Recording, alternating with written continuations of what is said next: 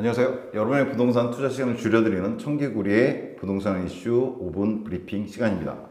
오늘은 3월 4일자 소식지를 갖고 내용을 전해드리도록 하겠습니다. 일단 지난주 주요 뉴스들 살펴볼게요. 첫 번째 뉴스는요. 시동권 선왕권 대개조, 오세훈 매력적인 첨단도시로 이렇게 떠 있는데요. 오세훈 서울시장이 발표한 거죠. 따라서 여기서 선왕권이라고 하는 거는 서울의 선왕권을 말합니다. 약 7개구 정도를 언급하고 있는데요. 대표적으로 서울의 서남부 지역에 위치해 있는 구로라든가 양천, 강서, 금천, 동작까지 포함돼서 관악이라든가 7개구를 얘기하는데, 지금 얘기가 나온 거는 서울에서도 여러분 잘 아시겠지만 서울이라고 해서 모든 지역이 아주 쾌적하고 살기 좋은 건 아니거든요. 특히나 서울에서 한강 이남에 위치하지만 서남권 같은 경우에는 동쪽 쪽에 위치한 강동이라든가 송파, 강남 서초에 비해서 강남 서초는 중앙이지만요, 비해서 조금 낙후돼 있다. 사실 많이 낙후돼 있다 이렇게 말할 수 있죠. 따라서 오세훈 시장 같은 경우에 이번에 서울 전체적으로 돌아가면서 이제 계획을 세운다 그래요. 근데 1차로 서남권에 대해서 개발 계획들을 발표를 했습니다. 대표적인 거로 일단 김포공항 이름을 갖다 바꾸겠다고 하네요. 서울 김포공항으로. 다만 그렇다고 해서 김포가 편입되는 이런 건 아닙니다. 그러면서 김포공항을 좀 더 개발하겠다. 국제선도 더 취향시키고 이런 얘기가 있고요. 그다음에 온수산업단지라고 있습니다. 온수하면 그쪽 동네 분들 말고는 많이 못 들어보셨을 것 같은데 오류동이라고 있어요. 고척동, 개봉동, 오류동 있는데 거기서 이제 부천으로 넘어가는 쪽에 온수고라고 있습니다. 이런 온수산업단지가 있는데 여기 첨단산업단지로 개발하고 고도 제한도 지금 현재 250인가 용적률이 이걸 400%까지 풀어주겠다라든가 다양한 개발 계획들을 내놓고 있습니다. 사실은 진행이 돼야 되는 거죠. 신도립이라든가 여러분 잘 아시겠지만은 과거에 낙후됐던 지역들이 개발되면서 많이 변했거든요. 선왕권 전체적으로 그런 개발 계획을 세우고 되도록 신속하게 개발하겠다는 계획입니다. 아무래도 서울에서 선왕권에 거주하시는 분들은 서울이지만 상대적으로 좀 낙후돼 있었는데 이번 계획으로 인해서 좀 더 좋은 생활 여건이라든가 정주 여건들이 마련되지 않을까라는 생각이 들고요. 이런 건 빨리빨리 이루어졌으면 좋겠습니다. 이에 관해서 이제 투자 계획들도 있으실 텐데요. 이쪽은 아무래도 서울에서 가격이 지금 현재는 떨어져 있는 지역이에요. 그래서 중장기적인 계획을 세우시고 투자를 생각해 보신 것도 그렇게 나쁘지는 않다. 사실 이쪽 동네에는 빌라라든가 일반 단독주택이라든가 서울이지만 아직 상대적으로 싼 것들이 되게 많거든요. 또 강북과는 좀 달라요. 그래서 이쪽도 많이 관심을 앞으로 가지셔도 되지 않을까라는 생각이 듭니다. 다음 뉴스 넘어가겠습니다. 시공능력 최상위 건설사도 상당수 부도 가능성이 있다라는 뉴스가 떴습니다. 계속해서 얘기되고 있지만 PF 관련 문제인데요. 이번에 국회의원 한 분이 조사를 했던 거죠. 그랬더니 시공능력 1위에서 50위까지의 나름 상위인 건설사들 중에서 상당수가 부채 비율이 200%가 넘을 뿐더러 유동부채 비율이라고 그러죠. 유동부채 비율은 1년 안에 만기가 돌아오는 채무입니다. 이 비율도 100%를 넘어가면은 말 그대로 갚을 여력이 거의 없다라고 볼 수 있는데 70%를 넘는 것들이 상위권에서도 상위 시공의 최상위 건설사들도 여기에 해당되는 것들이 꽤 많다, 이렇게 보도가 됐죠. 얘기는 계속 말씀드리죠. 올해 상반기에 가장 큰 영향을 미칠 거는 총선 끝나고 PF 기업 정리일 거라고요. 2010년 얘기 여러 번 드렸지만은 과거에도 그랬었고 분명 PF 부실 기업들에 대한 정리가 이루어질 거고요. 다만 이제 투자 얘기가 될 수 있다고 말씀드렸어요. 지금 총선이 바로 코앞에 나와 있는데 아마 총선이 끝나는 대로 얘기가 되지 않을까. 그리고 사실 어느 건설사가 문제가 될까 궁금해하실 것 같은데요. 여기서 대놓고 말씀드리기는 힘들고 다만 몇몇 기사들을 갖다 들어가 보시면 확인을 하실 수가 있을 겁니다. 그래서 투자에 참고하시면 될 것 같고요. 추후에도 PF 문제는 올해를 움직일 부동산 3대 축 중에 하나라고 그랬죠. PF, 재건축, 금리 중에 하나이기 때문에 지속적으로 보도를 드리도록 하겠습니다. 자, 그 다음 뉴스는요. GTX-B 착공 속도 민간 투자 사업 심의서 실시 협약 통과했다, 이렇게 나와 있어요. GTX-A 같은 경우는 올해 이제 개통되는 것들이 있고 GTX-B는 28년에서 30년 정도로 왔다가 완공 계획으로 해서 지금 이제 착공이 되거든요. 근데 이제 GTX-B 같은 경우에는 재정 구간이라고 해서 국가에서 건설하는 부분이 있고 중간 구간이 그래요. 양쪽 끝쪽 두 개는 길이는 상당히 긴데 민간 투자입니다. 그래서 민간이 투자하고 40년 동안 운영권을 주는 건데 재정 구간, 즉 국가가 투자하는 구간은 이미 착공한 것도 있죠. 근데 민간 사업 구간은 아직 착공이 되지 않았는데 이번에 실시비용이 통과됨에 따라서 올해 안에 착공한다고 사실은 얘기는 하고 있어요.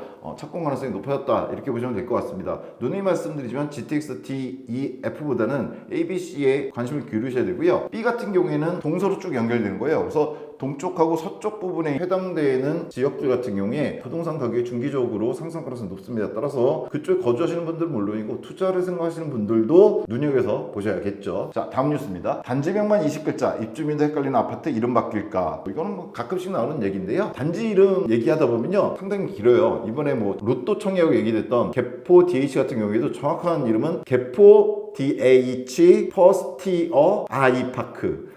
상당히 길죠. 기억하기 힘듭니다. 이렇게 길다 보니까 과거 1990년대 2000년 초반까지만 해도 평균적으로 글자 수는 4글자 정도 됐대요. 근데 지금 19년도 이후로는 8글자, 최근에 뭐 20글자 되는 아파트도 있다고 하는데 택시 타서 말하기도 상당히 힘들죠. 너무하지 않느냐. 그래서 이름을 좀 바꾸는 가이드라인을 제시를 국토부에서 했다고 합니다. 그런다고 해서 이게 바뀔지는 모르겠지만 여튼 너무 긴 것들은 실생활에서도 힘드니까 좀 바뀌었으면 좋겠다는 생각이 듭니다. 넘어가겠습니다. 자, 가뜩이나 비었는데 또 공급, 상가, 최악의 공실대라노나. 상가 같은 경우에 최근 3년간 10만 호실 정도가 상가가 공급이 됐어요. 아파트도 아닌데 10만 호실이 3년간 공급이 됐는데 매년 3만 호 정도가 공급이 됐습니다. 좀 과잉이었던 거죠. 더군다나 최근에 여러분들이 뭐 아파트 단지 상가 같은 거 보셔도 알겠지만 복합 쇼핑몰 형태의 상가들이 많이 공급이 됐어요. 근데 과잉 공급이었던 거죠. 더군다나 잘 아시겠지만 부동산 상승기였기 때문에 분양가도 싸지가 않았어요. 그러다 보니까 공실대란이 일어났죠. 비단 상가뿐만의 문제는 아닙니다. 사실 오늘 상가를 올릴까 다른 걸 올릴까 했는데 여러분 잘 아시는 지식산업센터도 지금 최악의 상황을 겪고 있죠. 공급이 너무 많아요. 지금 현재. 더군다나 분양가도 비싸고 그래서 공실이 지금 많은 상태입니다. 사실 이 문제는 특별한 특효약은 없습니다. 일단은 시간이 해결을 해줘야겠죠. 근데 문제는 지금도 준공되는 물량들이 좀 많다는 거예요. 올해도 2만 호 이상의 상가가 공급이 됩니다. 따라서 여러분들이 투자 수익으로 상가라든가 지식산업센터 많이 생각을 하셨고 투자를 하셨을 텐데 또 지금 하실 생각이 있으실 텐데 이런 상황을 갖다가 생각해 보시고 지난주 뉴스에 말씀드렸죠. 현재 수익형 부동산 중에서 괜찮은 거는 오히려 오피스텔입니다. 따라서 수익형 부동산 투자를 생각하시는 분들은 이런 뉴스를 좀 챙겨 보셔야 될 것 같습니다. 다만 그렇다고 하더라도 상가나 지식산업센터도 입지가 괜찮다 그러면은 지금 같은 공급이 과잉됐을 때 조금 더 싼 가격으로 잡을 수 있다면 잡으시는 게 좋아요. 공급이 많은 게 항상 나쁜 건 아닙니다. 다만 입지를 잘 보셔야겠죠. 상가나 지식산업센터에 대해서는 좀 더 전문가분을 모시고 한번 영상을 갖다가 보여드리도록 하겠습니다. 자, 다음 뉴스입니다. 집값 띄우기 때문에 가격이 왜곡된다? 증거 없다. 이거는 이제 부동산 상승기 때 가끔씩 나왔던 얘기죠. 상승기 때는 항상 나오는 얘기인데 허위 매물이라는 게 있습니다. 사실은 2003년 이후로 주택거래를 갖다 신고하게 돼 있어요. 우리나라 같은 경우에. 근데 이거 갖다 악용해서 허위로 가격이 예를 들면 10억인데 12억에 거래가 된 것처럼 신고를 하고 그 다음에 이 계약을 취소하는 거죠. 왜 이렇게 하느냐? 이렇게 하면은 시세가 올라가게 되는 효과가 있을 거라고 사람들은 본 거예요. 따라서 10억일 때 12억에 하고 취소를 시켰는데 사람들은 시세가 12억인가 보다 하고 10억에 사는 거죠. 그러면은 그때 진짜로 10억에 판다. 뭐 간단하게 하면 이런 개념인데 이에 대해서 최초로 논문이 나왔는데요. 뭐 아무 데서 낸 건 아니고요. 한국부동산원에서 낸 겁니다. 자, 근데 사실 여기에 여러 가지 얘기가 나오는데 사실 뭐 이거는 제 개인적인 생각도 허위 신고 같은 경우에는 의미는 없다고 봅니다. 왜냐면 허위 신고라고 하는 게 몇 건 이루어진다고 해서 시세가 조작될 수는 없습니다. 지금 실거래가도 다 제공이 되고 있죠. 사람들이 정보를 취득할 수 있는 통로가 너무 많아요. 그러다 보니까 몇 건의 허위 신고를 갖고 아파트 단지 시세가 변동되는 경우는 거의 없다고 보시면 됩니다. 실제로 이 연구 논문에서도 의미 있는 효과를 갖다 낼 수는 없었더라. 왜냐면 실제 사례들 갖고 분석을 한 거예요. 근데 실제로 취소된 매물이라고 해서 다 허위 신고가 아니거든요. 왜냐면 부동산 상승기에는 매도하는 사람 집주인이 이 가격에 팔려고 했는데 금세 오르니까 그러면은 계약금을 갖다 부담하고서라도 안 파는 게 낫단 말이에요. 그래서 취소시켰다가 올랐을 때 파는 게 낫거든요. 그래서 실제로는 시세 조작을 위한 허위 신고는 그렇게 많지도 않고 있다고 해도 정보의 어떤 통용이라든가 최근에 어떤 정보 공개성을 봤을 때 의미는 거의 없다라는 결론을 내리고 있는데요. 저도 이에 대해서는 동의를 합니다. 실제로 그럴 수 있는 가능성은 거의 없다. 이렇게 보시면 될 것 같습니다. 자, 그 다음 뉴스는요. 올해 집값 부동산 전문가 768명이 물어봤더니 10명 중 8명은 즉 80%는 더 떨어질 것이다 예상을 했다고 합니다. 이거는 KB 국민은행에서 조사한 거고요. 근데 사실 국토연구원에서 지난주에 자료가 나왔어요. 부동산 심리지수 24년 부동산 조사인가 뭐 이렇게 해서 정부에서도 조사가 나왔는데 어디까지나 심리를 보는 자료죠. 왜냐면 설문이라든가 이런 걸 통하니까 얘도 마찬가지고요. 결과는 둘 다 똑같습니다. 80% 정도가 올해 집값은 더 떨어질 거다 이렇게 예상을 하고 있습니다. 이에 대한 제 생각은 뭐 지난번에 분기별로 2024년 부동산 전망을 말씀드렸었지만 올해는 이렇게 될 것 같다고 말씀드렸죠. 1분기에서 2분기, 3분기 갔다가 이렇게 될 거다. 왜냐하면 PF 문제가 터질 거고요. 그 다음에 재건축 얘기가 나오겠지만 그렇게 큰 영향을 못 미칠 거고 다만 금리 인하에 대한 시그널이 나오면서 하반기 가면서 약간 강보합으로 돌아설 가능성도 있다 이렇게 말씀드렸는데요. 사실 이 뉴스가 나왔지만 이번 주에 나온 뉴스들 중에서도 금리 인하와 관련해서 올해 하반기에는 조금 반등을 시도할 거다 이런 얘기의 기사들도 실제로 나왔습니다. 이 얘기는 틀린 말은 아니에요. 올해 전반적으로 약보합일 가능성이 많습니다. 다만 작년 하반기 때 많이 떨어졌기 때문에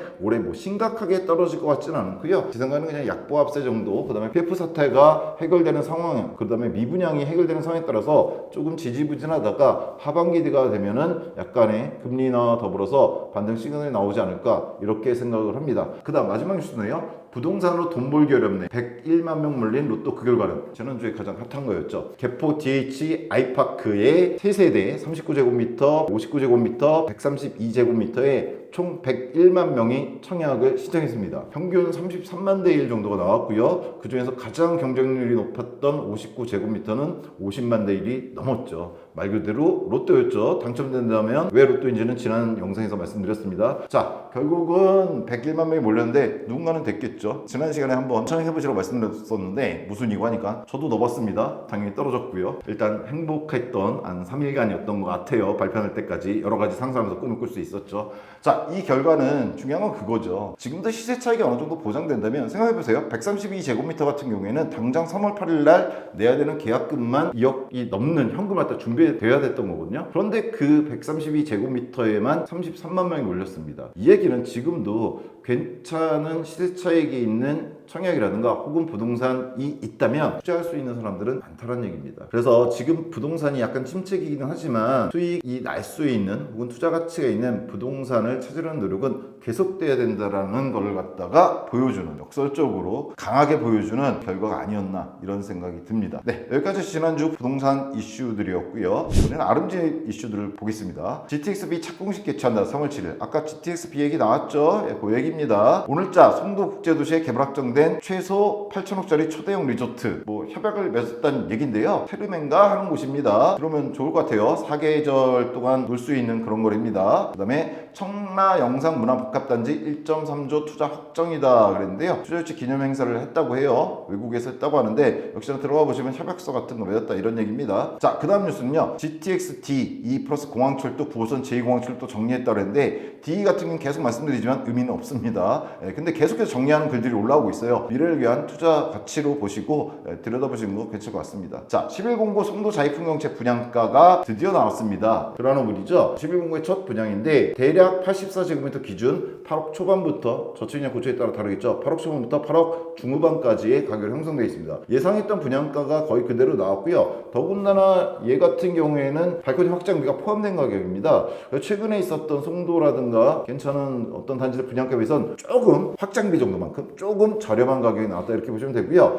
얘 같은 경우는 워낙에 저희 회원님들이 관심 많으시기 때문에 다음 시간에 분양가 중계를 통해서 집중적으로 분석해 보도록 하겠습니다. 그 다음 아름집 이슈는요. GTX-D 5차 국가 출동한 계획 반영을 위한 지자체 업계 설명회가 있다 정도입니다. D와 관련된 설명회가 있다 이렇게 보시면 될 것 같아요. 자, 그 다음에 분당의 미래는 송도여야 합니다. 이거는 뭐냐면요. 분당이 최근 이제 재건축 시기를 맞고 있죠. 근데 분당 같은 경우에 분당도를 갖다 좀 더 높이더라도 송도처럼 좀 쾌적하게 넓게 뭐 이렇게 만들어야 된다는 주장을 하고 있는 글이다 이렇게 보시면 됩니다. 물론 그렇게 되면 좋죠. 근데 이제 사업성이라든가 여러 가지 이유가 있기 때문에 어떻게 될지는 이제 지켜봐야겠죠. DH 경쟁률에 대한 얘기 좀 전에 말씀드렸죠. 그 다음에 미사강변 9호선 신미사역 자세히 들여다보기. 하남 미사지구에 이번에 9호선 연장 역사가 결정이 됐습니다. 그에 따른 분석글이다 이렇게 보시고요. 관심 있으신 분들은 들어가서 보시면 될 것 같습니다. 새로 혜택받는 단지들이 좀 생겼죠. 자, 그 다음에 더샵 아르테 분양권 매수 후기. 이거는 미추홀, 인천 미추홀구에 있는 아파트죠. 분양기 전매 제한이 풀렸기 때문에 그걸 매수한 후기에 대한 얘기고 그에 대한 자신의 견해를 갖다가 올려주신 글입니다. 한번 관심 있으신 분들은 들어보시면 될 것 같습니다. 아직 프리미엄이 많이 붙어 있는 것 같지는 않은 것 같습니다. 네, 이상 지난주 있었던 부동산 이슈와 아름지 이슈에 대해서 알아보는 5분 브리핑 시간이었습니다.